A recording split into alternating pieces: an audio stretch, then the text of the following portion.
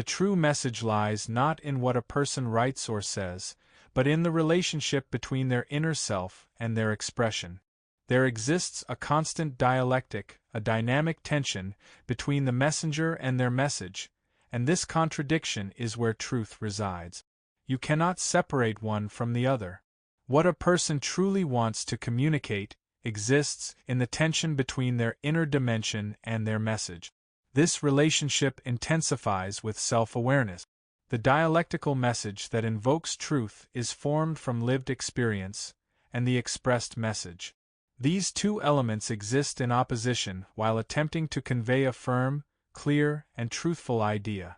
However, this idea can only be transmitted through the opposition between the writer and their message. The fascinating aspect of this dynamic is that a concept's truth isn't found in its logical consistency, but in the lived experience violently struggling as spoken expression. When someone has intensely authentic lived experience, their initial message will paradoxically appear contradictory to that very experience. The sudden contact with paradox involves a striking crisis that temporarily paralyzes the logical consistency, morality, and ethics of speech. This happens because there's a fundamental gap between lived experience and language itself. Our inner reality is rich, complex, and multidimensional, while language is linear and constrained. When someone tries to communicate something deeply true from their lived experience, they must wrestle with this limitation. The result is often a tension-filled expression that seems to contradict itself, not because the truth being conveyed is false, but precisely because it is so authentically true that it strains against the boundaries of conventional expression. Think of it like trying to describe a sphere using only straight lines. The description will necessarily involve seeming contradictions and paradoxes, not because the sphere isn't real, but because the medium of description has inherent limitations.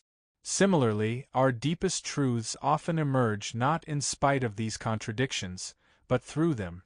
The very struggle between our inner reality and our attempt to express it becomes the vehicle for deeper understanding. This is why some of the most profound writings often seem paradoxical at first glance.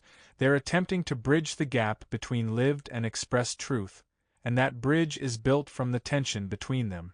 The paradox is the highest manifestation of compassion, because it's precisely in the inability of our intellect to resolve or transmit the paradox that we're thrown into a different kind of understanding, one that transcends mere knowledge. Think about it. The paradox creates in us a kind of holy helplessness. When we truly face the paradox, not trying to solve it, but letting ourselves be held in its tension, we experience both our complete inability and our highest possibility. This is where true compassion is born, not from our strength but from our recognized powerlessness. We must wait at the border of paradox with passion and intensity. The paradox isn't something to get past, it's the very ground of spiritual life. It's where we experience both our absolute distance from and our intimate nearness to the divine. The child of paradox isn't a resolution or synthesis, it's a new kind of existence that's born from remaining faithfully in the tension of impossibility. This is where true communication comes from, not from our desire to achieve or understand, but from our passionate acceptance of what we cannot comprehend. True communication isn't built up piece by piece through any kind of development.